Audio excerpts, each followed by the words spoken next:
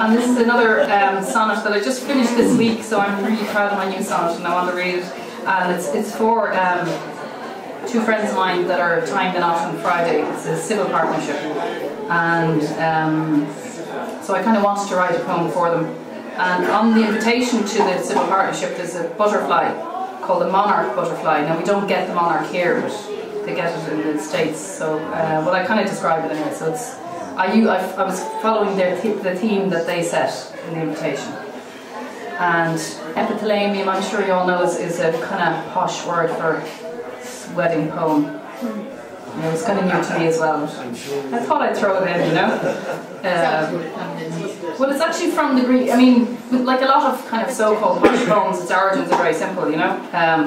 So it's, I think epithalamium means like the girl on her wedding night going into her chamber. So the other girls sing her a song as she's going into her wedding chamber. So I think that's what the origin of the word. So anyway, summer epithalamium. Epithalamium, I can't even pronounce it. Okay, epithalamium. Springtime brings the monarch to the north when temperatures have climbed above 15. From chrysalis to butterfly, its growth and quilted orange wings again are seen. From Irish Sea to wild Atlantic coast, your journey has progressed from east to west. This partnership of friends, love uppermost, with wingspan of 10 years, has passed the test. From day to day, from weeks to months and years, you strengthen in a silken spun cocoon.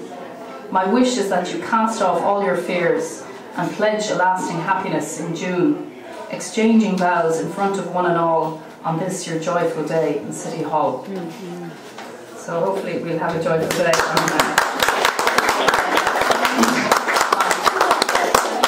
I hope they like it. They haven't seen it yet, so I hope they like it. And just to wreck your bows now, I'm going to read a breakup poem. Just enough of all that romance. This is called Red Sauce. Red Sauce.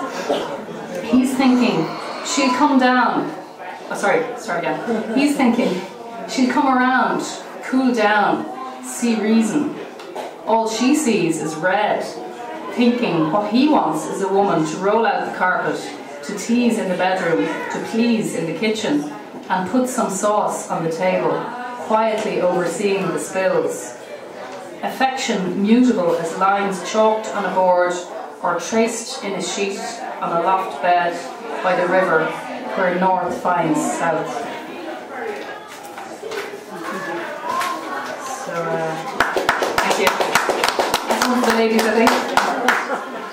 I'm going to read some haiku now from Los Angeles, and I'm very fortunate to have two very good friends living in LA, and I went out to visit them a few years ago and had a great time.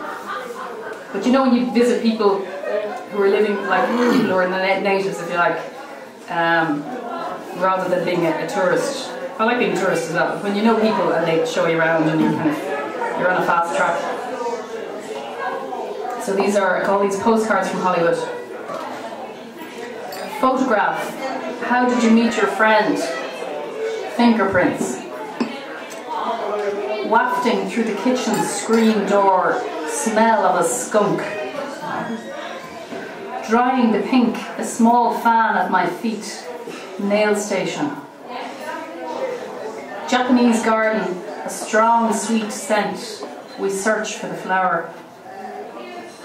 Cha-cha lounge, slumped over the counter, the bartender. Open air screening, we pause the movie, coyotes howl. Okay, and I'm going to read some, am I okay for time, Bernie? Yeah? Some musical, or poems, yeah, musical poems I suppose, or poems about music. So the first one is a villanelle, which is another posh sounding word, which is very simple, origins in farm labourers singing, but it's a repeating form, as I'm sure you know. And this is, well, I won't tell you who it's about because I name her eventually. So it's called Bel Canto Repertoire. She memorises notes upon a page, and dreaming of adoring crowds she sighs, her only friends 3 songbirds in a cage. Hard work and talent earn her a good wage. To win her mother's love she tries and tries. she memorizes notes upon a page. The famous Divas flies into a rage, as tragic as Madame a Butterfly, her only friends 3 songbirds in a cage. Her lover's mood's more difficult to gauge, he courts another beauty, callous cries, she memorizes notes upon the page. Though adulated more while on the stage, some years on, Onassis says goodbye, her only friends 3 songbirds in a cage. Her voice is weaker now at middle age, in Paris all alone her sad heart dies, she memorized the notes upon a page, her only friends 3 songbirds in a cage.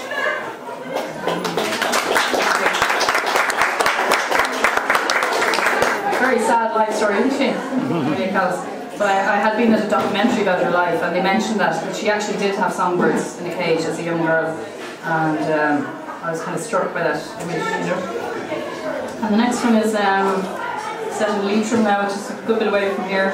Anyone ever been to the Joe Mooney Summer School in Leitrim? Traditional? No? Anyway, it's a bit of crack. So I wrote this after going up there in 2002. And it's called Vocal Chords. The Sligo train takes me to the singing place, the place where mines and quarries can be treacherous, and the undertaker buys more than his fair share of drink, where the famine graveyard is a single field, the sun shining on its silent slope this afternoon as my friend refuses to play a flute lament. I am here to sing, and sing I do in a classroom of women who have journeyed to this town to do the same. We learn 20 songs together from Belik Rosie with the red jacket and the ready laugh.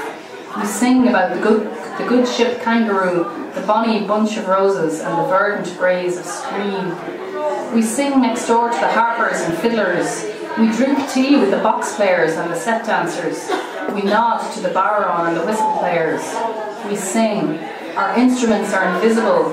We carry them everywhere. They are our own, and only they can marry the words to the tunes. In Monica's bar we swap songs like beads, applause stringing this one to the next. We sing of emigration, of love charmed or doomed, of death and Napoleon. We can't stop singing except to listen to another song. We don't want the singing to stop, but voices will not hold out forever without a break. Train home is silent.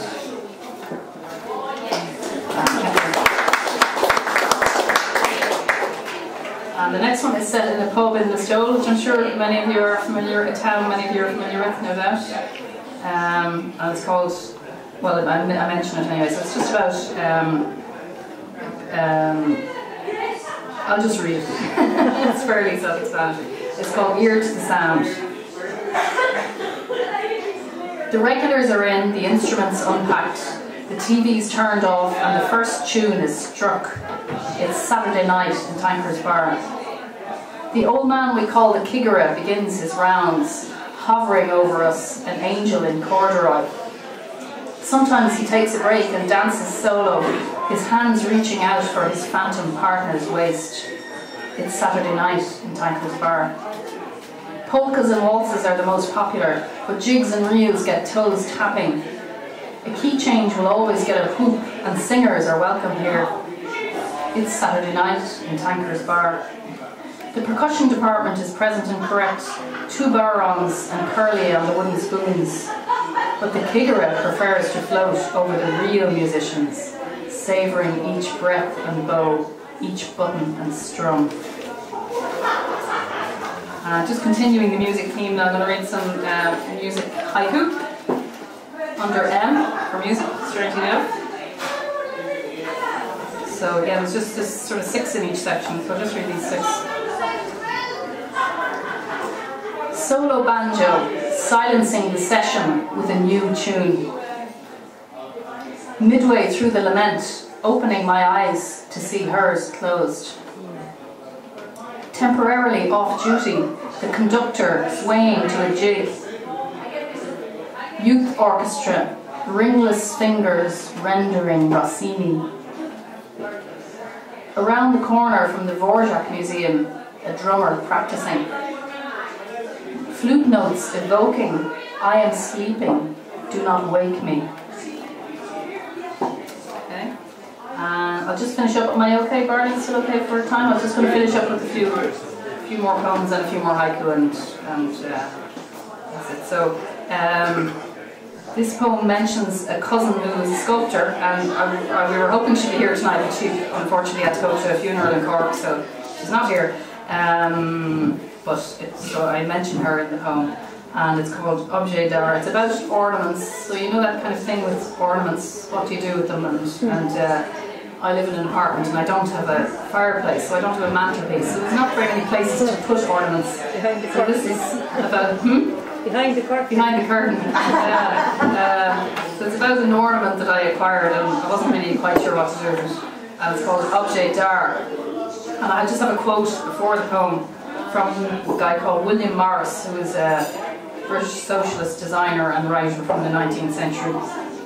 And he says, "Have nothing in your houses that you do not know to be useful or believe to be beautiful." Which is quite a good rule when you're trying to declutter. Is it useful? Yes, no. Is it beautiful? Yes, no. So if it's neither beautiful nor useful, you should probably throw it out. So this is called Objet d'art. It sits on my desk, this translucent object of plum and yellow, forged on Murano Island as a boil of sweet, its wrapping destined never to be twisted off. I tried to gift it to a sculptor cousin who protested too many objets d'art and too few spaces for them. And so it seems we're stuck with each other, I and this quaint Venetian pretty, its 70s sweater diamond pattern.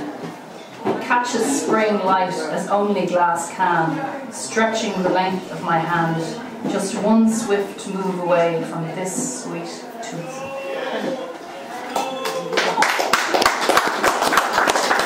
That's quite new actually. I wrote that in springtime, this spring actually. This is an older one now. Yeah, but it's fairly self-explanatory. It's called Surreal Sunday. This is actually about 15 years old, I'd say, around that. Surreal Sunday. Mother pays a rare visit. Our voices circulate in loops, some pre-recorded. She takes a notion to defrost a fridge freezer, attacking the ice with steam and a blunt scissors. You arrive with milk, just in time for tea. In the hall, a barefoot boy is pointing his machine gun towards the front door. You arrive with milk, just in time for tea. In the lounge before the gig, we fan-handle each other's jackets. Navy velvet, purple silk, aquamarine chenille. It's a very strange poem. It wasn't a real gun, by the way. It was a toy gun. And I just finished the poetry bit. I'll read a few more haiku, but I just finished the poetry. Very short, summary poem. And the title's nearly longer than the poem. It's called You Could Go Anywhere in That Blouse. You could go anywhere in that blouse. But where should I go, Mum, in the blouse that washes like a dream? To the moon or Mars, maybe? Or just out for strawberries and cream?